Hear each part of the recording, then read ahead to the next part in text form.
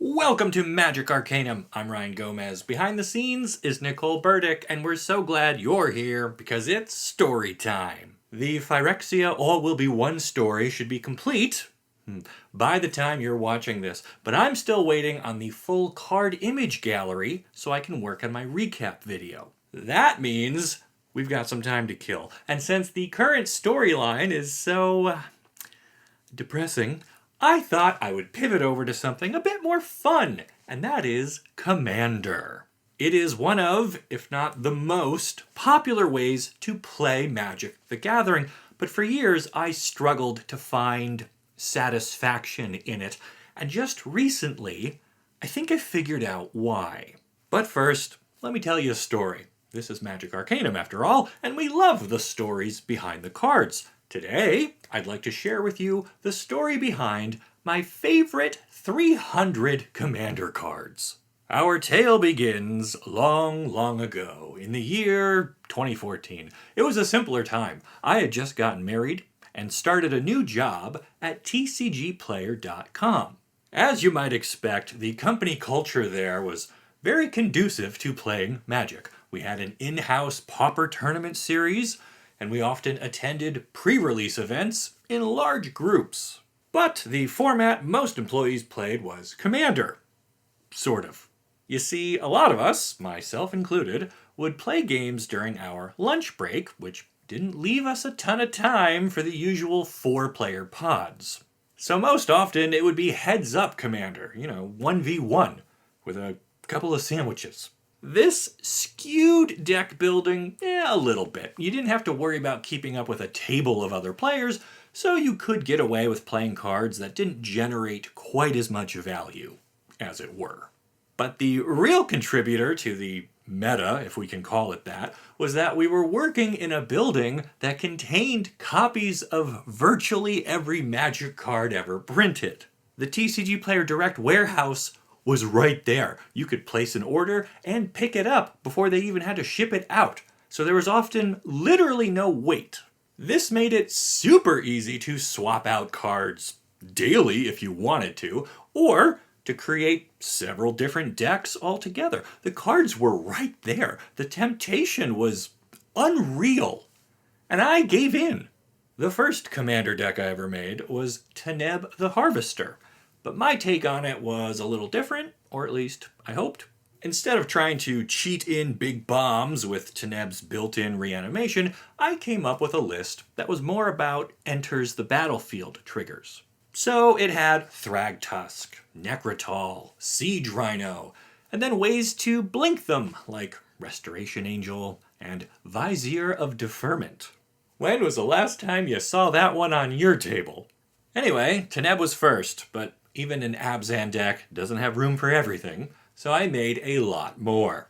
I did Rexel the Risen Deep, full of Krakens and Leviathans and other terrors of the high seas, with bulk rares like Whelming Wave and Elder Deep Fiend tying it all together. Gargos was my first monocolored deck, which had just about every non-changeling mono-green Hydra ever printed in it, and a handful of fight spells. After about a week of playing that, I wanted something colorful again, so I tapped into the power of Jund with Vivictus Asmodi, featuring a ton of dragons and a bunch of cheap tokens I could sacrifice in the hopes of luring them out from their hiding spot on top of my deck.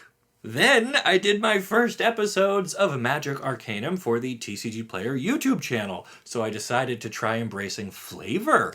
I made a Nicol Bolas Hour of Devastation deck, using only cards from Amonkhet Block and War of the Spark, showing him at the pinnacle of his power.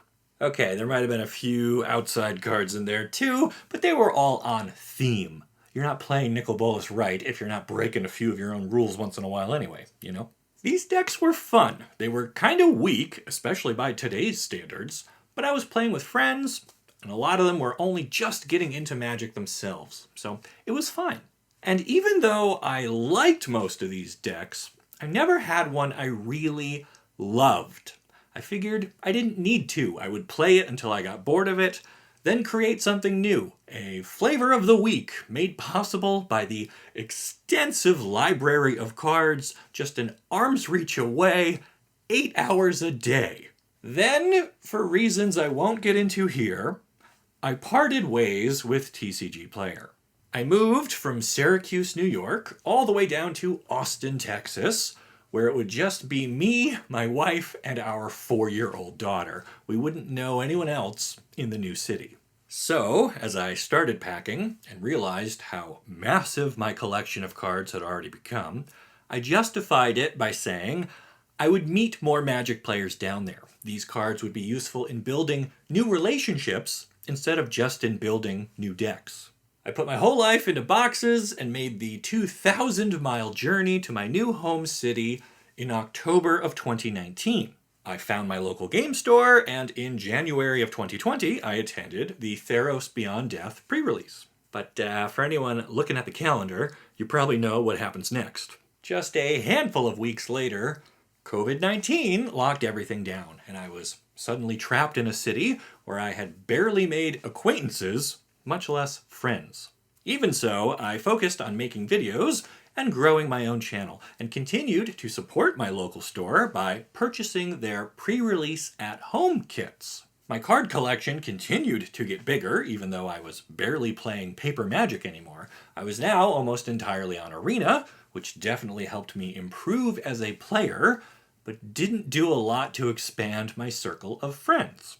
And after 2.5 long years, the contract my wife had with her company, the one that brought us to Texas, was up, and we had a very honest discussion about our situation.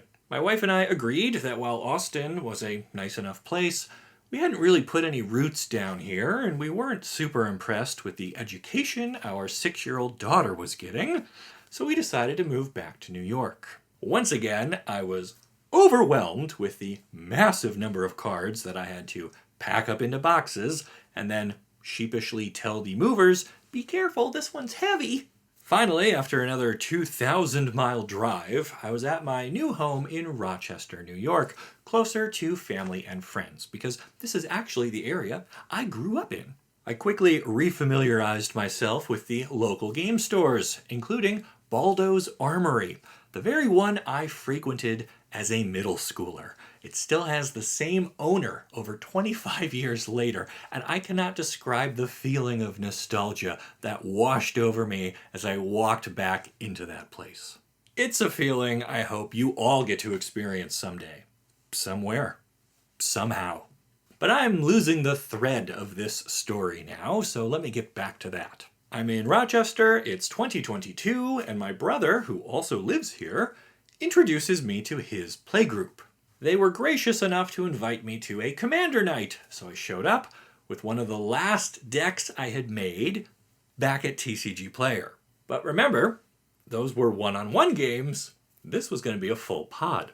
So, not surprisingly, my mono blue Naban Dean of Iteration deck quickly fell behind the rest of the table. Which, in hindsight, makes perfect sense, because this deck was built to out-tempo a single opponent. Almost every creature is a wizard, who returns another creature to its owner's hand, and with Naban in play, you get to bounce 2 things while advancing your own board by 1, which feels great.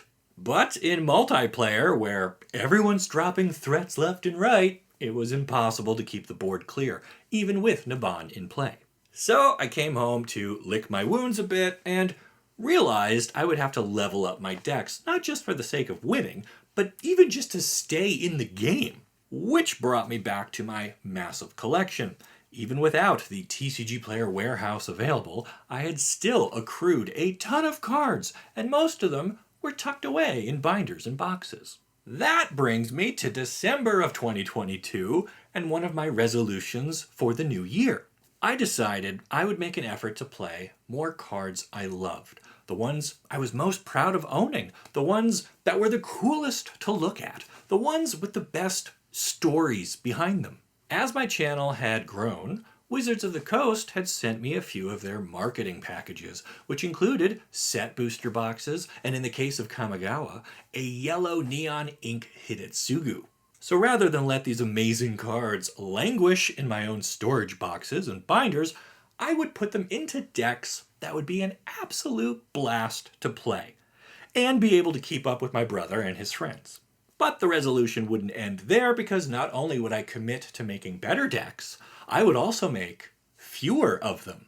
No more flavors of the week, no more crates full of draft chaff and mismatched basic lands. It was time to get my collection under control and focus on just a handful of decks I would really love. Through this lens of quality over quantity, I decided to start with another look at Naban. To me, wizards are such a fun creature type and a great representation of what makes Magic, well, magic. The deck also had been with me from my last days at TCG Player to my first days back in New York, so I had a personal attachment to it that I wanted to hold on to. I picked out some upgrades for the top end, and now I've got mass bounce, thanks to Cyclone Summoner, for example. I also feel like every Commander deck should have at least one dragon in it, just out of tribute to the format's origins. And so I was very happy to add the Showcase Kairi the Swirling Sky that was in my Kamigawa set booster box. It even works with the bounce theme. Flow of Knowledge from the Brothers' War rewards my islands, and March of Swirling Mist from Neon Dynasty gives me a way to clear blockers and steal a win, or make attackers vanish to delay someone else's victory. So all of my favorite blue cards now had a home, but I wanted to find space for the other 4 colors. I could have gone with one deck for each color, but I felt like that would be too many to carry around and wouldn't be true to my resolution of minimalism. This led to me creating just 2 more decks. The first is Raphael, Fiendish Savior from Commander Legends Battle for Baldur's Gate. Aside from wizards, I just love demons. The lure of their power, the mini-game of making a deal that might end up killing you before your opponent gets to, the chaos they can introduce to a battlefield. They're just so much fun. And as it happens, Wizards had sent me a very cool wooden box for Baldur's Gate containing a ton of set boosters, and among them was a foil-etched copy of Raphael, which just looks so good. I admit it's not a very valuable card, but the neon ink Hidetsugu riding shotgun sure is. For this one, I wanted to embrace the feeling of an ancient and powerful devil noble, so I went through my old collection boxes and dug up matching sets of basic mountains and swamps from Tempest. These are the lands I used over 2 decades ago in some of my very first decks, and they had just been sitting there collecting dust. Now they get a chance to be tapped again, this time providing mana for spells like Burn Down the House and Vilis, Broker of Blood, stuff that didn't exist in 1997. So this left me with green and white as a color pair, and after giving it a lot of thought, I settled on Satsuki the Living Lore from Neon Dynasty. I mean, come on, could I call myself a lore mage and not have a deck stuffed with sagas, gods, legends, and storytellers? It even has a batch of cards illustrated by Ryan Yee, my favorite artist in Magic. I was so excited when I realized how many of his cards fit the themes and mechanics of this deck, I can't even tell you. But as I looked at more and more cards for the deck, I began to notice something funny. My brother asked if I was going to include a copy of Sigil of the Empty Throne, which makes perfect sense. It's a great suggestion. Every enchantment would now also come with a free angel token, and this deck is going to have a lot of enchantments. So it's a slam dunk, right? Except, I don't love this card. I have no personal attachment to it. I don't own any fancy versions of it. And adding it to my Satsuki deck would make it that much more like every other generically good Enchantments Matter deck, which is the exact opposite of what I want. And then I was flipping through the for sale binder at Baldo's Armory, and I came across Historian's Boon. It is similar to Sigil, except aimed more at sagas specifically, which made it a better match for my own deck, and thus was a more appropriate card to include. But it still left me with an uneasy feeling, a feeling which I have finally been able to name. I call it Commander's Ugly Sweater Problem.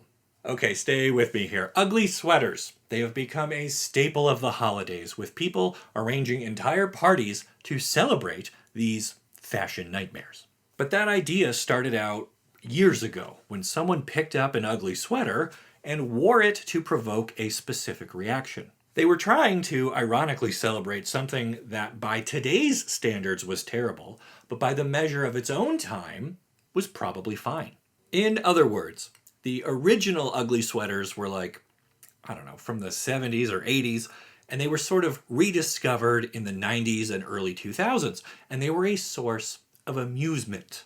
And this ritual of finding the most ugly sweater you could find and then proudly wearing it in public became a sort of criticism of consumer culture around the holidays. Which makes what happened next so dang funny to me.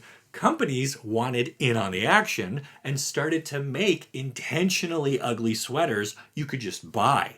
No more raiding thrift shops or digging through your grandma's trunk in the attic or basement. You got all of the benefits of an ugly sweater with just a swipe of your credit card. This brings me back to Magic. In the early days, Commander was a community-created format, and to fill your 99 slots, you had to find diamonds in the rough. If you wanted to play a weird themed deck or make a certain strategy work, you had to be willing to work for it. Now, it feels like almost every creature type or strategy or style of play has an on-rails, out-of-the-box, pre-cooked, ugly sweater waiting on the shelf. Okay, that was a lot of mixed up metaphors, but the point I'm trying to make is, I like sagas. They are a fun and flavorful type of card. I was excited to find supporting cards from all over the game's history, but coming nose to nose with a card overtly designed for a deck I didn't even know I was going to make kind of robbed me of the thrill of discovery. Now, don't get me wrong, I still have 3 amazing Commander decks that I'm already more in love with than I have been with any of my previous ones, and I'm excited to keep adding cards that mean something to me, while also keeping the decks at a reasonable power level. But this whole exercise has gotten me to pause and think about the direction Magic design is headed, and what that might mean for me as a player of this game in the future. We have got so many legendary creatures out there now, many of them tailor-made to enable very specific strategies, which makes it easier to build certain types of decks, for sure, but also makes it harder to be clever or unique or expressive in your card choices. And for me, that's what this format is all about. It has become a place I interact with my favorite 300 cards. Cards I'm trying to make a reflection of me and the things I value. And just like those sweaters that were once fashionable, then forgettable, then ironically fashionable again, I like it when my cards have a life and story of their own. They don't come off the sales rack already perfectly ugly, because then I might as well be wearing the same thing as everyone else. So now I have to ask, do you see it too? Do you agree that Commander might have an ugly sweater problem happening here? Can I get that trademarked or something? Who do I call about stuff like that? Maybe Nicole can research it. In the meantime, if you want to see my deck lists for Naban, Raphael, and Satsuki, I've got them down in the description of this video, so go check them out. Then make sure you'll like the video and subscribe to the channel so you don't miss the great stories you'll only find here on Magic Arcanum. We'll see ya!